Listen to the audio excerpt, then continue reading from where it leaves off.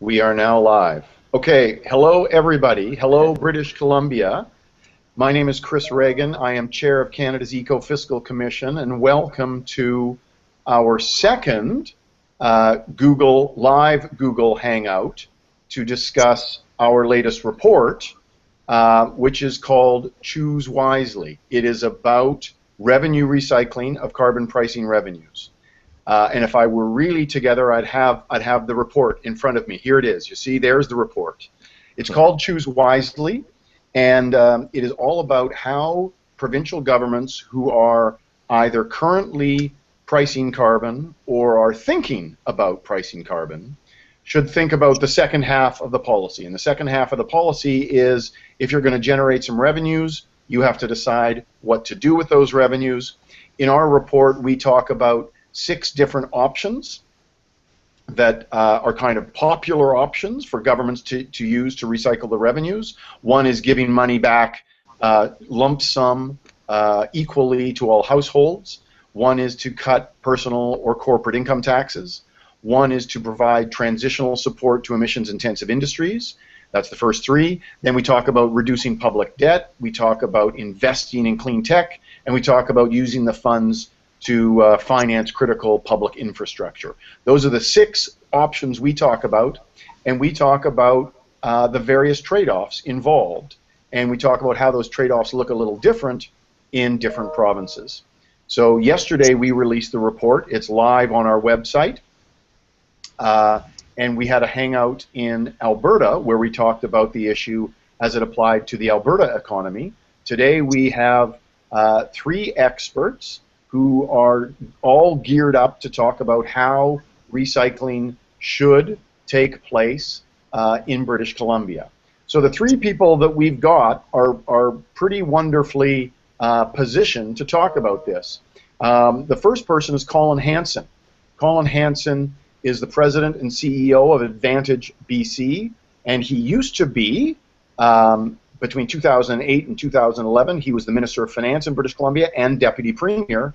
He also spent 4 years as the Minister of Health and 3 as the Minister of Economic Development, which included the responsibility for the 2010 Olympics.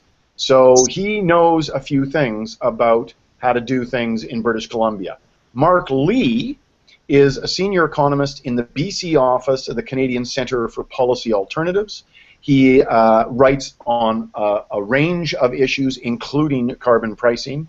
He is a co-director of the Climate Justice Project, a multi-year partnership with the University of British Columbia.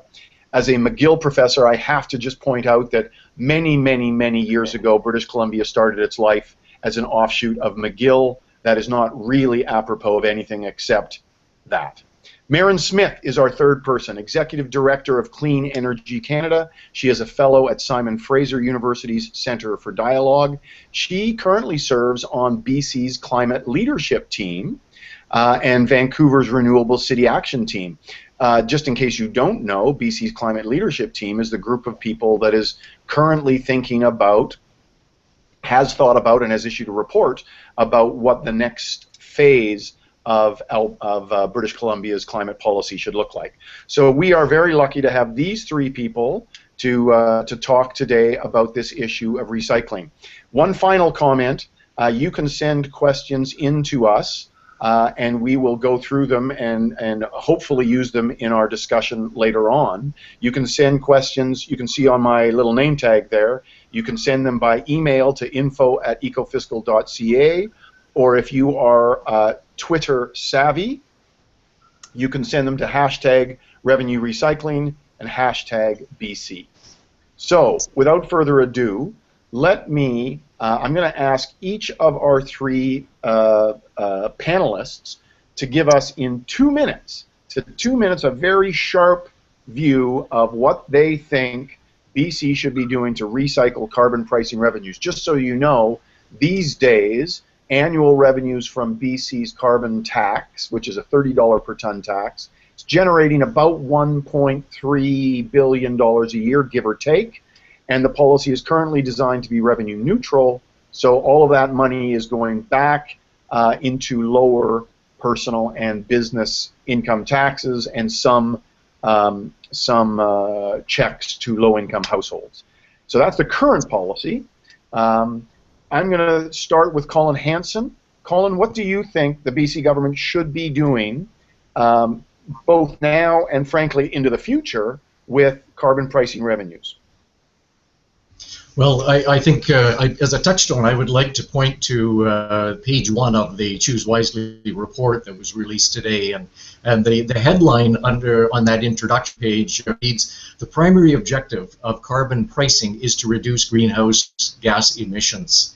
And you know, if I think back to the introduction of the carbon tax in British Columbia, it was July the 1st of 2008. I had been Minister of Finance for exactly 1 week at that point, and in terms of how I spent my summer vacation, it was traveling around the province, selling the carbon tax and trying to convince people in communities around the province that this was a good thing for British Columbia. So one of the things that I think made the carbon tax palatable for many British Columbians was the fact that they were going to see some very real reductions in taxes and fees that directly affected their pocketbook. So, you know, I think that if we want to achieve that primary objective of reducing greenhouse gas emissions, then we have to make sure public support for carbon tax policy, and I think the best way to do that is to make sure that people see the benefit in their pockets, as opposed to it being yet another tax grab by government. There's lots of things, very, very desirable spending objectives by governments in areas that are related to climate policy, but I think we have to be we have to deal with those, in my view, separate from the reputation and acceptance of the carbon tax itself. Well, let me just ask you for another 20 seconds. If you are advocating for revenue neutrality, do you have a position on whether it should be personal income taxes or corporate income taxes that get reduced, or some balance, or does it matter? I think it has to be a mix, because I think what government has to do, and what we tried to do at the outset in 2008, was to look at the incidence of the carbon tax. Who's actually paying the carbon tax, and how do you proportionately flow the benefits of the tax cuts back to the taxpayers that pay it? So in the design of the revenue, the tax reduction packages and the fee reduction packages, it was a mix of both those that affected personal pocketbooks, but also corporate pocketbooks as well. And I think that's the policy that should continue. Perfect. Okay, thank you, Colin. Merran, I'm going to go to you next. Are you good? I'm just getting lined up right here. So I agree with part of what Colin's saying. Revenue neutrality has been a really good way to start with carbon pricing. It's got two big advantages. One, you can tell the citizens as a government that the overall tax burden is going to be the same. We're going to increase taxes here and we're going to reduce them over here. So I think that's been a very powerful part of BC's carbon tax and why it's been effective.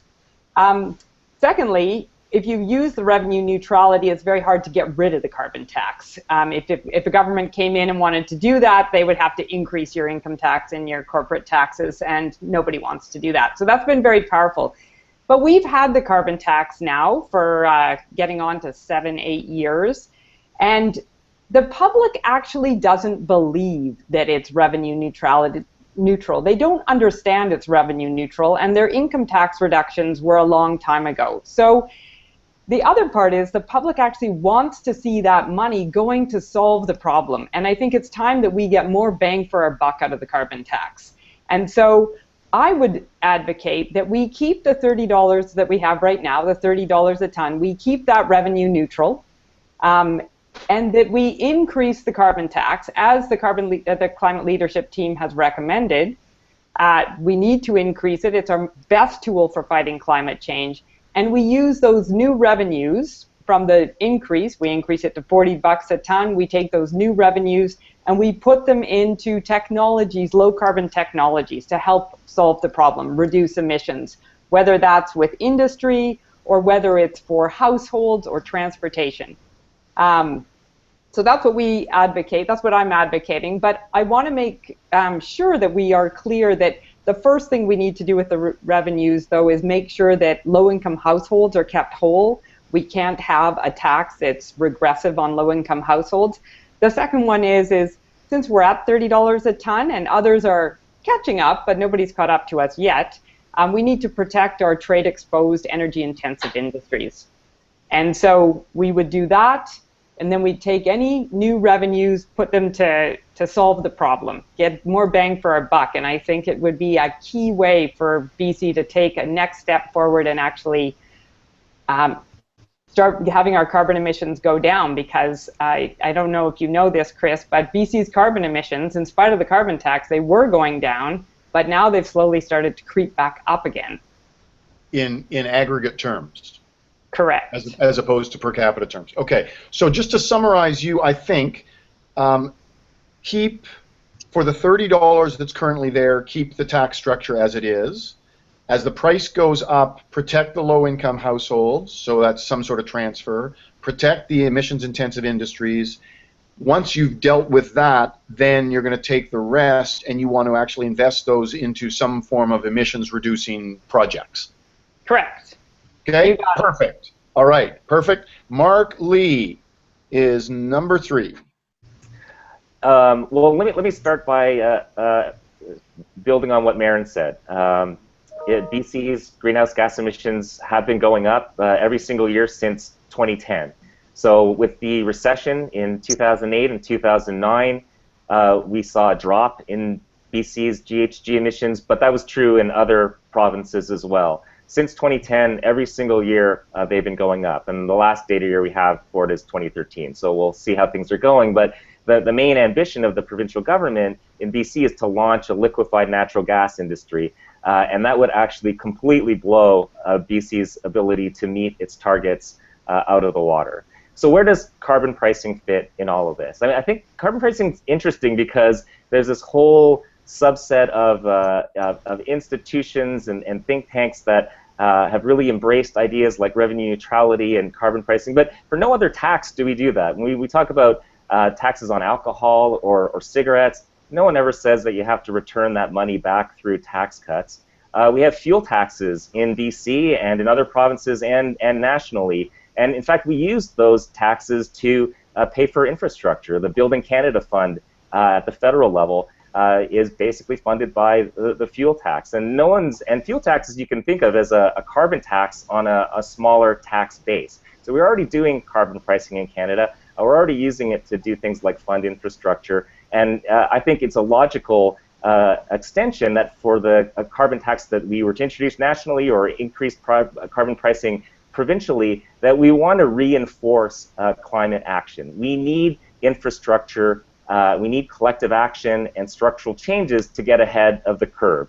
If we are to embrace the urgency with which we see climate change happening, and February 2016 was the warmest month recorded in history. 2015 was the hottest year in recorded history, and 2014 prior to that. So there's a lot of urgency here. The implications of the Paris Agreement from last December suggest that we need to get really serious about this. And one way of doing that is by investing in energy efficiency, in renewable power, in public transit, in forest conservation. These are all things that are going to complement and reinforce the higher price of emitting greenhouse gases through a carbon tax. But I would also agree with Merran that we do need to have a broad-based credit that ensures that the overall tax and recycling regime is not regressive. So even though the paper I authored for Ecofiscal focuses exclusively on the infrastructure side of it, but in reality, I would say like 50-50. Half of that money should go to something more like a broad-based credit, somewhere that's between the dividend approach that you sometimes hear, where everyone gets an equal return on it, and what we're currently doing in BC with the low-income credit, which is very targeted on the lowest-income households. So something that looks more like the Canada Child Tax Benefit or Old Age Security, where there's a larger amount that goes to the bottom of the distribution, and then it streams out steadily as income rises, so that a large proportion, say 80% of households, get something back, a check in the mail every few months. Okay, thank you, Marc. Okay, so with those first 3 forays into the issue, I mean, I think it's pretty clear that there is some disagreement. So let me just drill down on one part, because Colin and Marc both actually said something that very much kind of defines the way they think about this. So Colin said, quoting the first sentence or one of the early sentences in the report, the primary function of a carbon price is to reduce emissions. So my interpretation of that was that Colin is saying, this isn't about revenue generation. This is really about driving emissions reductions. So let's just do that and give the money back. So basically, we don't have to have a larger government to have better policy. That's basically what Colin is saying. Marc said, and I think Merran is probably going to overlap with Marc on this, but Marc said, we don't ask the question about revenue neutrality when we do other taxes. But I think one of the reasons is that many of the other taxes are there specifically to raise revenue, right? Whereas one can argue, and Colin does, that this one isn't really about revenue. So how do we bridge this gap? And maybe I'll get Merran first in there, but because if you view this as this fundamentally isn't about revenue, then that's only a hop, skip, and a jump from saying, well, let's give the revenue back. And if it fundamentally is about revenue, then I guess you're gonna be led to a different place. So Merran, how do you want to bridge this gap between Marc and Colin? Well, so this is fundamentally about reducing emissions. I agree with Colin on that, but this is about transforming our energy system. So those emissions are coming from burning fossil fuels, and to reduce your emissions, you've got to shift off of fossil fuels onto a new fuel source that is non-carbon emitting, which is electricity. So that means households need to transfer their home heating systems off of gas onto a heat pump so that they aren't burning gas and they aren't producing emissions. In our transportation, we need to move to hybrids and to electric vehicles to get rid of the fossil fuels. So I don't think that this is solely, that the carbon tax would need to be much, much higher to achieve the types of reductions that we need for BC to meet its climate targets, but also to really slow down global warming. And so we need to help accelerate that right now. Now, we did a study that we released in the fall that looked at what would increasing the carbon tax up to $80 do for affordability for families. What we found was actually very counterintuitive. We found that northern rural households would be saving $1,200 a year in energy costs. Why? Because this was by 2030.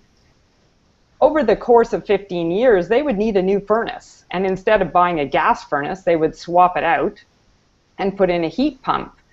So how is that family going to afford the difference between just buying a new gas furnace and putting in a heat pump if there's a difference in cost? And that's where I think you use the carbon tax revenues to help households and to help industry shift to these new types of technologies, many of which they're here today. This is not some sort of futuristic scenario.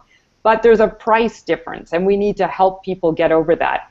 Ultimately, then, there's going to be saving because they aren't buying gas anymore. They won't be paying the carbon tax, but they also won't be paying for gas for their furnace. So we will accomplish two things. One, we're going to make life more affordable for families. Two, we're going to reduce our emissions. So that's why I think we need to use some of these revenues to help solve the problem. That's what the public wants. But why? So why can't you just respond? And Colin, maybe you can jump in here. But why can't you just respond to that by saying, then have the $80 or the $100 or the $120 carbon price, and take care of those low-income consumers, and in fact all consumers, by returning all of the money in terms of whether you do. My guess is Colin may not care that much about whether it's personal income tax cuts or checks in the mail. You can correct me on that one, Colin.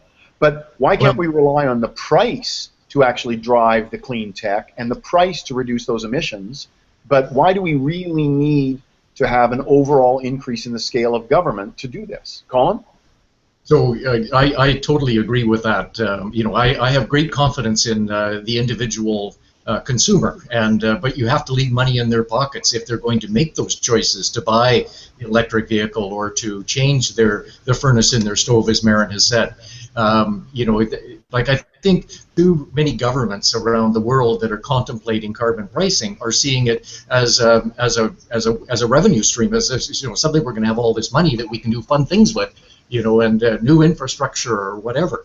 but the net result of that is that you are taking more money out of people's pockets in all income brackets, and you're leaving them with less disposable income with which to make some of those choices. So I would argue in this case that leaving money in people's pockets is going to accomplish those objectives at the end of the day. But the reason why I open my remarks by pointing out that sentence from today's report is because I think the reputation of the carbon tax in the minds of people is very important. And as I said, if people think that this is just another way that government is going to fleece your pockets of taxes, then the reputation of the carbon tax would be harmed, and achieving the objective of greenhouse gas reductions would be diminished. So I think that yes, there's lots of things, new technologies and transit infrastructure and cycling lanes and all those things that are very desirable public policy objectives. But I think we need to look at those separate from the carbon tax itself, or governments could wind up diminishing their ability to achieve the primary objective, and that's the reduction of GHG emissions. So, okay, I'm going to go to Marc. Marc, maybe you can answer this question. Does the appeal for revenue neutrality, so all the whole Colin Hansen argument that you just heard, does that argument get stronger or weaker, or does it stay the same if we think about the price going from $30 to $50 to $80 to $100 per ton? Well, we know that carbon prices need to be much higher than $30 per ton. In the academic literature, we're looking more like $200 per ton or more to achieve the type of emission reductions that we think are necessary. So before scaling up BC's carbon tax, we need to get the regime right, both in terms of the tax itself and its coverage, and what we do with those revenues. I think it is actually the most compelling argument for revenue neutrality is that the idea that this will be more politically acceptable, that you need to put money in people's pockets, as Colin says, to offset the other tax. But I think that's actually wrong, and I think it's wrong empirically. First of all, we've gone through focus groups, and we've seen a lot of public opinion research where people just don't get it. The economists love it. Chris and I, we could probably geek out all day about how wonderful these systems would be. But when you actually talk to people, they don't get this idea that you're taxing on one hand and giving it back on the other. I think, if anything, they're sort of distrustful that that's going to happen in their personal situation. And certainly in the case of BC, where 2/3 of the revenues have gone to business tax cuts as opposed to personal tax cuts or the low-income credit, then that would seem to be justified. My sense is that taxes are a hot-button issue in Canada. People may not like paying taxes, but when they do pay taxes, they want to see it build stuff or fund services. And this is the way that people think about taxes going back decades. And in the era when taxes were rising in Canada in the 60s and 70s, it was going into new universities and hospitals and all kinds of good stuff. I think I wouldn't say carbon tax revenue should be used for education or healthcare. I think we should more focused use of them in terms of the, like I said, complementary climate actions. But some of the big ticket items that we know we need, there's huge pent-up demand for public transit in cities all across Canada. There's pent-up demand for energy efficiency and renewable energy and electricity, as Merran says. And this is an urgent issue. So if we actually make this a national priority or a provincial priority, we get behind the carbon tax as the engine by which that happens, and we use that money, to flow into the infrastructure projects that we need that are building the low carbon or zero carbon economy we want in the future, and secondly, making sure that we're flowing money back to households in a way that addresses the regressive impact, right? So that's why I favor a credit system instead of income tax cuts, because a lot of low-income people don't pay very much in income tax. Okay. So this is a challenge. On that issue right there. So that's actually a perfect way to end, Marc, because one of the options we talked about in the report is that a better way to deal with the impact on low-income households, or all households for that matter, is rather than lowering personal income taxes, especially at the low end, because many low-income people don't actually pay personal income taxes, a check in the mail. And this actually gets to the visibility issue and the you know, you said people may not believe that it would happen, and they may not see a connection from their tax cuts between their tax cuts and the carbon price.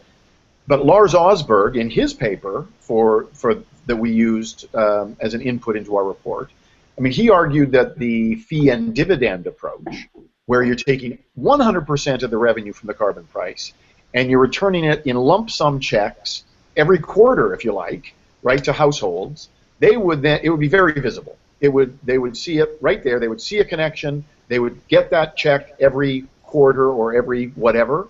And that, it seems to me, at least gets around the visibility and trust issue, because it would be right in their face. So, I don't know. Colin, what do you think of that, or Merran? Well, that is exactly what happens. That is what currently happens with the low-income tax credit. So, incidentally, at every budget day in British Columbia, when the budget papers come down, there is a report that actually itemizes all of the tax reductions that flow from the carbon tax revenues. So the low-income climate action tax credit, which is in the amount, to see if I can read this without my reading glasses, it's about $200 million a year. But that flows out to individuals in the form of a quarterly check. It comes along with the GST tax credit, so administratively it's actually very efficient. Because that check system is already in place. That could easily be increased as we go forward to make sure, as was pointed out earlier, that we continue to have this as a progressive tax. But okay. I would add, most people are not watching Budget Day. I mean, all of us on this Google Hangout are likely the type who are watching what's happening on Budget Day, but your average British Columbian is not. Your average British Columbian, I mean, and I've sat in those focus groups in northern BC, out in the valley, in Surrey, as well as Vancouver, they really do not understand revenue neutrality. In fact, I was told by one politician who was involved when the carbon tax came in that he didn't think that most of the MLAs understood what revenue neutrality meant. It's a weird, wonky, conversation. It's a weird topic. And focus groups and the polling that came out, I think, from Abacus yesterday really demonstrates people want the money to go. So I think I agree with Marc that the economists can geek out on revenue neutrality. I think it was the right thing to do. Colin, I think you did the right thing bringing it in, making it revenue neutral at first. But now people want to solve the problem. And, they have not been getting information for the last 5 or 6 years about what's happening with the carbon tax. It is not on people's radar screen, and they believe it's an additive tax. So there's two parts of this. One is the public actually now in 2016 wants to solve the problem, and they want government to take action, and the polling again and again shows this. And secondly, when you have a carbon tax, I think one thing I've really learned here in BC is you have to have a strong communications initiative that it continues year after year after year. If you're doing it revenue neutral, if you choose to keep doing that, you've got to talk to people. They need to get that check in the mail. Most people, I mean, like I say, they don't understand it, but it's not transparent to them at all. When I say to people, you've got the lowest personal income tax rate in Canada, the lowest corporate tax rate in Canada, was tied with Alberta. People don't know that. They're like, oh, really? People don't remember what they paid for taxes last year. They don't remember that there was anything in that booklet about tax cuts. Pat Pym, an MLA right now who's got a petition going against increasing the carbon tax, my guess is that the people who are signing that don't know that there's a northern and rural tax credit that they're getting, on top of the reduction in the income tax. So I think it's a very wonky subject. So communications is key. If you're going to give people a dividend, you need to talk to them about what they can then do to reduce paying carbon tax by investing in insulation or shifting off of a gas furnace or a gas stove. Et cetera, et cetera. You've got to really have a strong communications platform about taking climate action and why the carbon tax is part of that. Because if... Okay. Thank you. I'm going to turn to Marc, but and as soon as when Marc's done, I want to come back to what Merran was talking about the data from Abacus. But also before Marc, I just want to point out that when Merran talks about economists geeking out, I'm pretty sure she means that as a positive thing. Okay, I just think we should all note that. Absolutely. Okay, Marc, Yeah. you have a comment on this. Yeah, thanks, Chris. So I think one of the interesting things about the design of BC's carbon tax when it first came out in 2008 was that was the low-income credit. And at the time, a third of the revenues that were raised from the tax went to the low-income credit. So I crunched the numbers on that and found that, that transfer on average offset the average carbon tax that was going to be paid by the bottom two quintiles. So the bottom 40% of households were actually better off because of the low-income credit relative to what they would pay in tax. Now, there's going to be differences. People who live in the suburbs and auto-dependent areas are probably going to be more hard hit. This is one of the areas where those folks feel hard done by because they don't have any alternatives like public transit to shift onto. But the low-income credit was one of the reasons why I came out in support of BC's carbon tax when it first came out. I gave it 2 cheers instead of 3 because I didn't like the tax cut side of it, but I was generally supportive of the carbon tax. The NDP, who went on in this Axe the Tax campaign, completely hated me for taking that position, but I thought this was actually a really positive step in the right direction for British Columbia. So so ultimately, and I also say that Colin Hansen was one of my favorite finance ministers in recent years. So, but I think ultimately when we do look at what the carbon tax framework is now, that low-income credit is only about 12% of the revenues, and it's no longer sufficient to offset the regressivity at the bottom of the distribution. So I think we need to scale back the amount that we put towards the credit. Maybe it doesn't have to be half, as according to what I'm saying, but it should be like a quarter to a third at least if you're going to have that impact. And you have to remember that households at the bottom end of the income distribution, they're the ones who are constrained. They don't have excess cash to plow into energy efficiency retrofits or to upgrade their vehicle to a Tesla or something like that. They're the ones who will benefit most from having that transfer while still facing that higher price on the margin. So that's why I think that makes sense. So I want to come back then to the data that Merran talked about. So for this report, we commissioned Abacus to actually do some new public opinion survey on the issue of revenue recycling and whether the method of revenue recycling influenced the extent to which you were in favor of carbon pricing. And there actually were a very interesting set of results that are stable across provinces. And the 6 options that we talked about was added. There was added to it a 7th option called Other. Okay, but the 6 options that we talk about in the report are all there, and the top 2 options, the ones that garner the most public support, are using the revenues to finance infrastructure and using the revenues to finance investments in clean tech. Okay, now one of the complaints about clean tech is that while it sounds good, and if it works, it might actually be good, you're taking government revenues and you're making fairly risky investments, some of which will not turn out, some of which may turn out.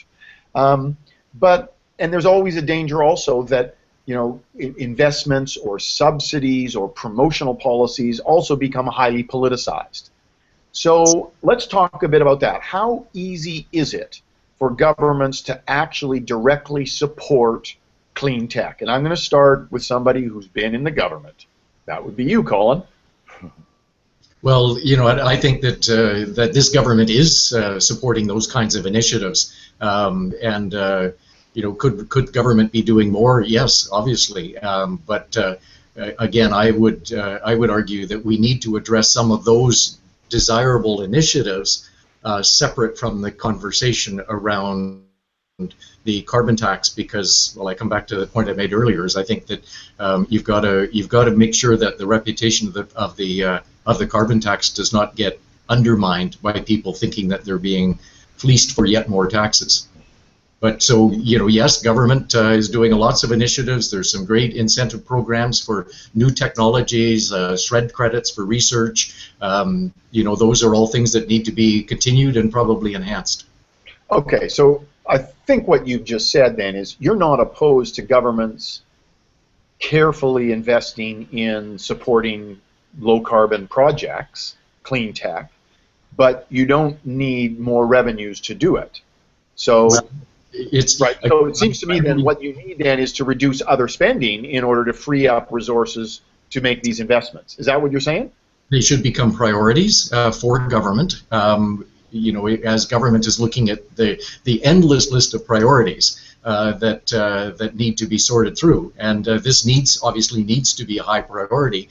But it's, in my view, those kind of initiatives should be funded through other parts of the budget rather than tying it directly to the carbon tax revenues, in my view. Okay, Merran, you have a view on that? How well can governments promote clean tech sounding things? You're right that governments aren't the best people at all times to promote it, but governments can definitely invest in it, be partners, and prioritize it. I think, as Colin has said, it is definitely a key to the economic success of a jurisdiction like British Columbia. If you look at the growing global clean economy, it's expected to be 1 point something trillion in the next 4 years. So BC wants to be part of that. The fossil fuel economy, it's here and it's going to continue for a while, but the planet's transitioning quickly. You look at countries like China, India, and how much they're investing in renewable energy and clean technologies. British Columbia wants to be one of the people who's out there selling those types of clean goods and services, whether it's energy efficiency, etc. So I think it's a priority for the government. When I have spoken to clean tech kind of venture capitalist types, they tell me that the #1 policy that would support clean tech is a carbon price, right? And not, a carbon price that has a predictable upward path. That would be the #1 way to drive their business model.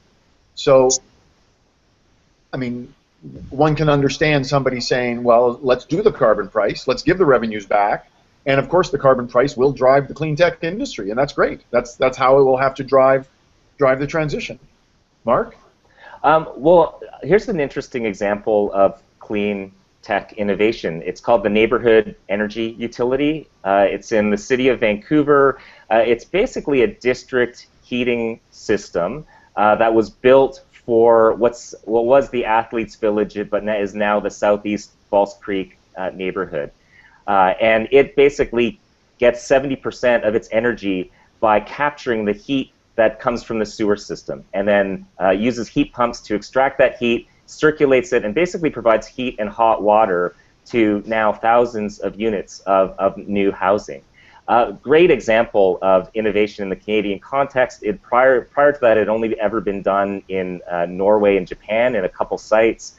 Really innovative, and it was funded by a $10 million grant out of fuel taxes from the Building Canada Fund. So I think there are some really great examples of to me, that's the type of technology we should be mushrooming out across Canada. We already have district heating systems in major cities, but a lot of them are really old steam-type systems, so we're looking at conversion of those. So an example of infrastructure that's pushing the envelope, that's developing skills and capabilities. I know the manager of that neighborhood energy utility. He's now developing neighborhood energy systems across the city of Vancouver. He gets invited around the world to speak to the Vancouver experience and why it was successful and how they went through all of that. So these things happen in a lot of different ways.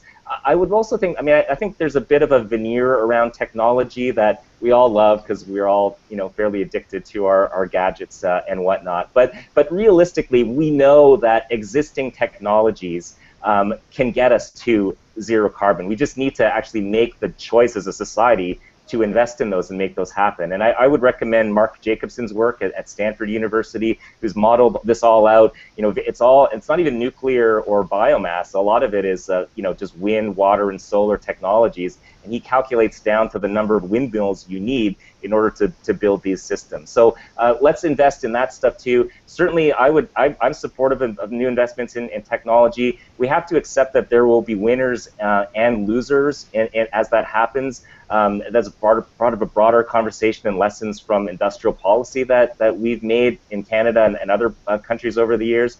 But it's a multi-dimensional issue, and you know, certainly no problem in investing in that. But I think that the public opinion support of that tends to be around this idea that we need these big technological solutions when really we have a lot of what we need off the shelf already.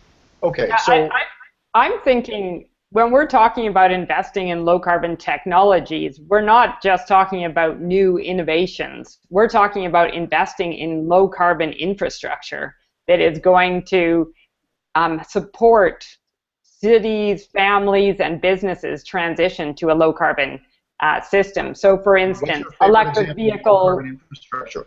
What's your favorite example? This isn't my favorite. Electric vehicle infrastructure, transmission lines, district energy heating systems, like Marc has just outlined. Like these are concrete things that exist now, but we need dollars to actually shift from one system, today's fossil fuel-based system, to shift to the low-carbon system. It's going to require huge investments in infrastructure. That's why we need to take these carbon tax revenues and help us accelerate that transition. So some of this is a household putting in their new furnace. Some of it's that we need more transmission line, we need EV infrastructure, we need transit, and many things that have been mentioned here. You know, a district energy heating system is not something that you can take your personal carbon tax dollars and put into it. You need that to be built, you know, by a municipality, for instance. When you talk about, you place emphasis on the idea of accelerating this transition, it seems to me that you believe, and I think probably Marc believes, that a carbon price, especially if it went up higher, would in fact drive a transition in exactly the kind of transition you have in mind. But I think you probably think it wouldn't drive the transition in a scale enough, fast enough. Scale, you know, in a quantity enough for something and fast enough for something, right? You've got something like that in mind? That the price itself would not drive enough of a transition? I think that we need to do both. So as we use a price signal, it's going to go up step by step by step. We're not going to go from 0 to 100, which would have huge impacts on industry and households. We're not going to do that. That would be an unfair approach. So we need both. We need the carbon signal to keep increasing, the carbon price signal, but we also need to help that transition. I mean, we're going to do that anyways. We're looking to the federal government to fund those things. Well, frankly, we could actually accelerate the transition here. And as I said, you know, the analysis shows that ultimately it's going to be better for households because their energy costs are going to go down. So they're going to have a savings. And I agree that you can use the marketplace and the price signal, but lots of houses, it's not just low-income houses, lots of households don't have that extra $1,000 or $2,000 that it's going to take to shift to a lower carbon heating system or a lower carbon a lower carbon car, an electric vehicle. And we're not talking Teslas. There's all kinds of other electric vehicles out there now. It's not just you know, for the 1%, but it's still more than your $18,000 or $24,000 car that you could go pick up today. Okay, so my question now is for Colin then. Let's suppose that Merran and Marc win the day. They convince the Premier and the Finance Minister and the government to set aside, I'll just pick a number at random, $250 million a year to be invested into low-carbon infrastructure, clean tech, etc. But the Premier asks you, Colin, as a former Finance Minister and all-around smart guy, to design the machine, to design the structure to make sure that this $250 million gets spent well, that maximizes the chance of success, that minimizes the chance that it becomes political pork. How do you do that? How does a finance minister who is skeptical perhaps about spending this money in the first place make sure that it actually does get spent well? Well, I think there's no sort of one magic answer to that question, because I think in a province like British Columbia, you've got to look at how many different communities and constituencies that are there. Like, some people might say, well, if you've got $200 million, put it into rapid transit to sort of get people off the streets in the Lower Mainland. Well, I'll tell you, that doesn't wash very well in other parts of the province when they perceive that their tax dollars are going out of their region, that they're coming out of their pocket to help solve problems in Greater Vancouver.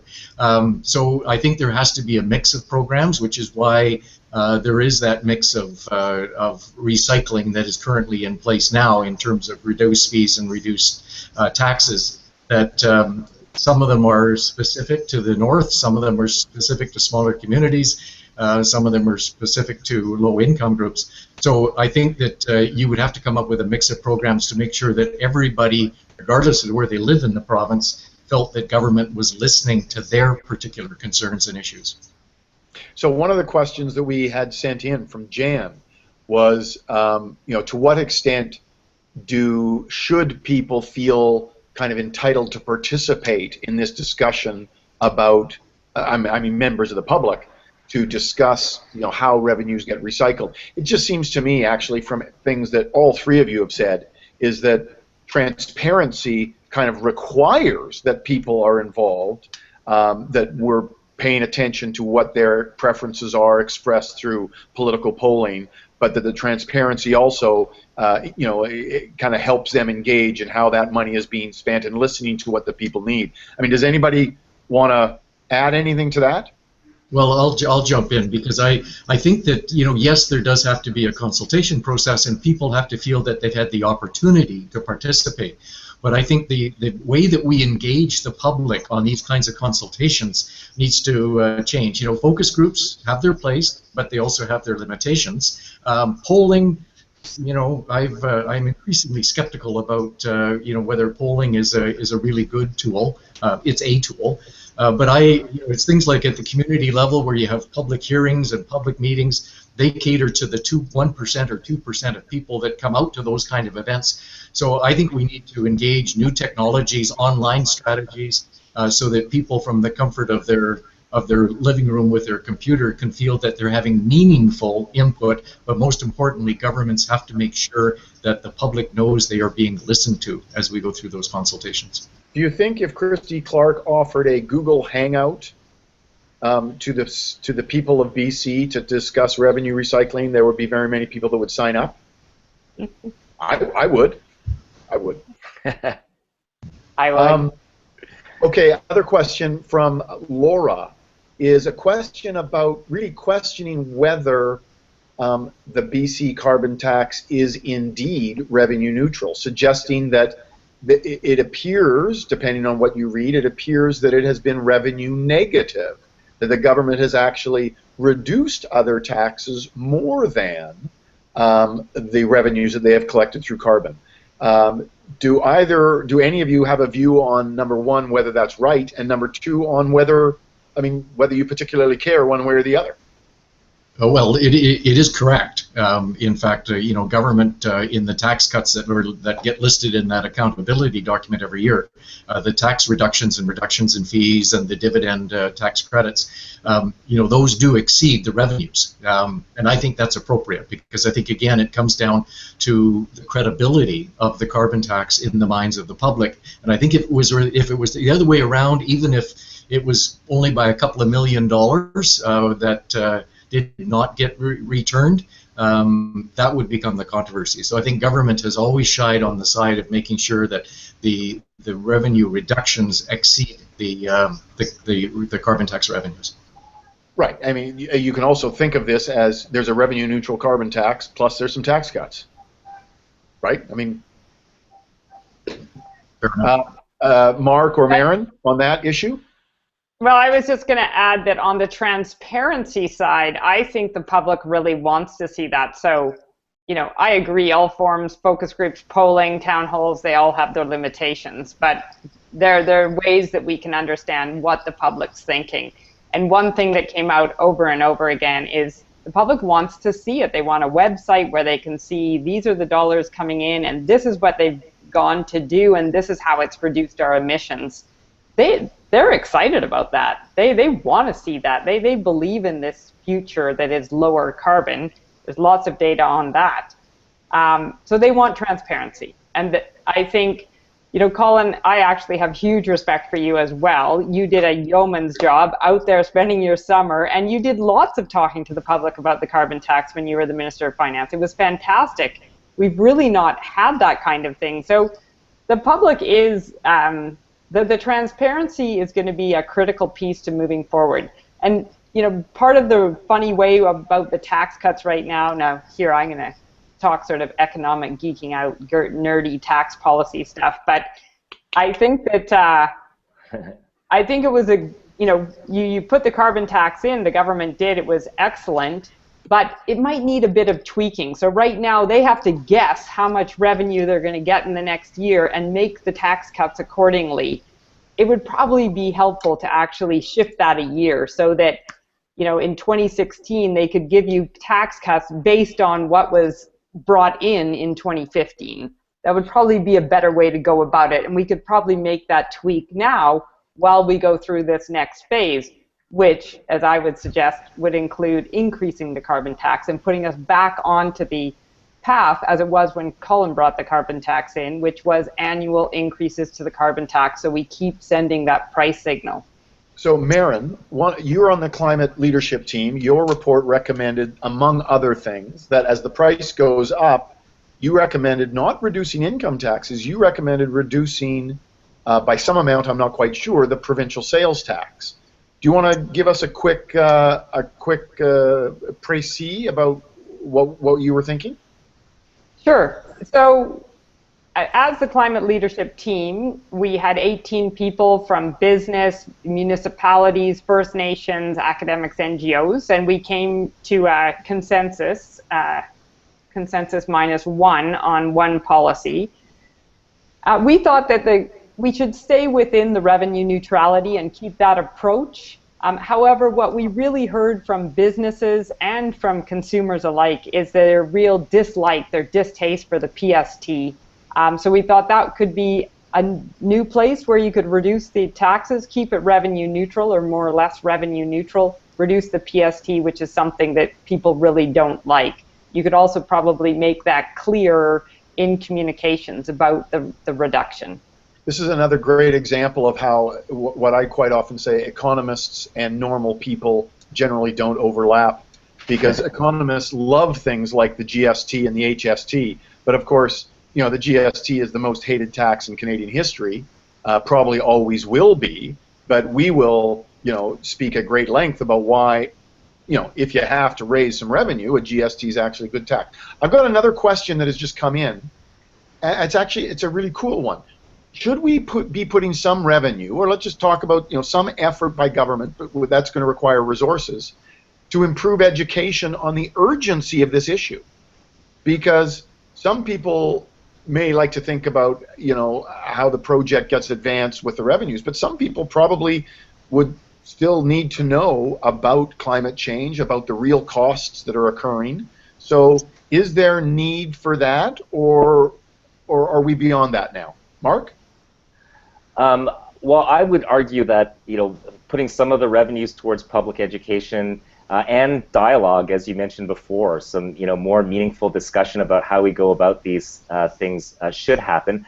I don't know that the urgency part is necessarily the top priority, because I think the public by and large already gets it. But I think where there's a lack of education is around what the alternatives look like and how we get from where we are now, deeply embedded in a fossil fuel economy to something that's closer to zero carbon. And there's a lot of, great research out there that has been done to look at these different aspects of it. And I think that would be a priority for education and, a dialogue about how we collectively move in that direction. I don't suspect that would take a huge percentage of the budget. That said, when you're looking at in BC, $30 per ton taxes, $1.3 billion in revenues. I mean, a very small percentage of that would be needed for the type of education stuff that I've been talking about. Okay, we're starting to run out of time. I'd like another question, and I'm going to not quite put Colin on the spot, but I would like the benefit of his experience as a political insider. And I wonder if you would speculate, Colin, on what the provincial government today is likely to be thinking, or how they are thinking about the new federal government and their desire to somehow get involved and coordinate climate policy around the country. Do you have, and if I am putting you on the spot because you have insider information, then you can simply not answer. But if you don't have insider information, could you speculate for us? Yeah, no, I'm not present in the cabinet room anymore, but no, I think that the involvement by the federal government would be welcomed. So when we brought in this whole climate action agenda in 2008, and I know you made reference to me bringing it in, I got to give full credit to Carol Taylor, my predecessor as Minister of Finance, because she designed under her leadership the carbon tax agenda that was implemented 1 week after I took over that responsibility. But I think that at the time when we brought in that whole agenda in 2008, we were anticipating that other jurisdictions around North America were going to be following suit very soon. So while we wanted to be a leader, we also didn't think we would be the only participant. But the recession hit 2008, 2009, and I think this fell off of the radar of so many governments in the immediate time frame afterwards. So now to have federal government leadership come in to get more jurisdictions participating in carbon pricing, I think is a welcomed addition, and I think BC rightfully can say to other provinces, we've been there, we've been through it, we've got some suggestions as to how you could improve on the process, we learn from mistakes, but generally speaking, we've got a program in place that's by and large successful. But okay, but you see the role of the federal government here is basically encouraging other provinces to catch up to BC, but let's suppose you had a federal government that said, well, we'd like to put on a minimum and it's currently above BC's level, so we're going to put a tax on top of your own tax. How would that be viewed in BC, if you could speculate? I think that would be problematic for provincial governments, and there would be lots and lots of pushback. So I think that the federal government, if they should not see carbon pricing as a windfall revenue stream for the federal government. But I think there are lots of other initiatives. For example, I know the federal government is moving towards a net zero carbon government, modeled largely after the British Columbia model. So I think there's lots of things the federal government could and should be doing in their own backyard. But I think when it comes to carbon pricing across Canada, it has to be done in cooperation with provincial governments. Okay, folks, I'm going to ask you each to give me, and I mean it, 20 seconds each. 20 seconds. I'll even give you 20 seconds to think about how your 20 seconds are going to be used. 20 seconds to give me a sharp, pithy, to the point, completely understandable précis summary of where you are. And Marc, you are number one.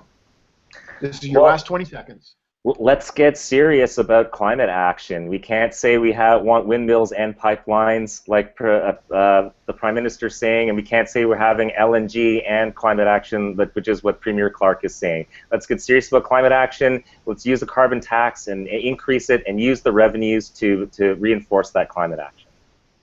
Perfect. Colin. Let's not lose sight of the primary objective, and that's the reduction of GHG emissions. There's lots of ways of getting there, including substituting LNG, for example, to get rid of thermal coal. So I think we've got carbon pricing in British Columbia is something that has worked, and I think we need to find a way to move that agenda forward in the years ahead. Pithy, pithy, pithy. Very good. Merran Smith, you get the second last word, because I'm going to get the last word.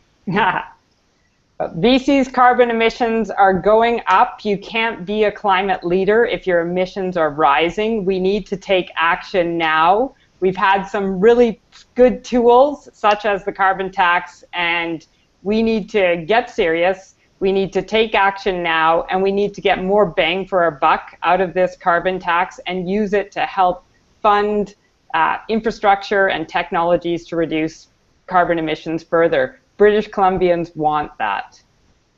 Excellent. Okay, folks, we are going to wrap it up. To all those people out there in Google Hangout land, I hope that you have found this informative and engaging. I encourage you to take a look at ecofiscal.ca, our website, because we are having 5 of these Google Hangouts. Yesterday we had one in Alberta. Today is BC. We have 3 more coming in the days ahead, one in Quebec, one in Ontario, and one for Atlantic Canada. And let me just tell you that the conversations are different across provinces, and there's good reason, because provinces are different. And we weren't the first people, of course, to recognize the differences in provinces, but we certainly were reminded of it when we wrote our carbon pricing report a year ago, and we were reminded of it again when we wrote this report called Choose Wisely. And in yesterday's discussion, there was a lot more discussion about the emissions-intensive industries, a lot less discussion about revenue neutrality, a lot more discussion about why it makes sense, given a provincial government that has a massive need for revenue, to use a carbon tax to raise it rather than other taxes. So as the provincial contexts change, so does the conversation. And that's one of the fascinating things about this. So just imagine how the conversation will be different in Ontario and in Quebec and in Atlantic Canada, because each one has their own special little charm.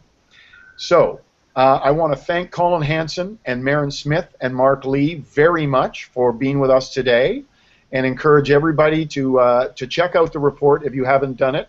And in fact, we had a few reports that went live on our website yesterday. So take a look at them and sign up for more Google Hangouts, and we will return in the near future with another Google Hangout when we have more reports on good eco-fiscal things. So thank you, the 3 of you, and thank you, British Columbia, for being there. And on that note, I believe we are done. So now I'm not quite sure what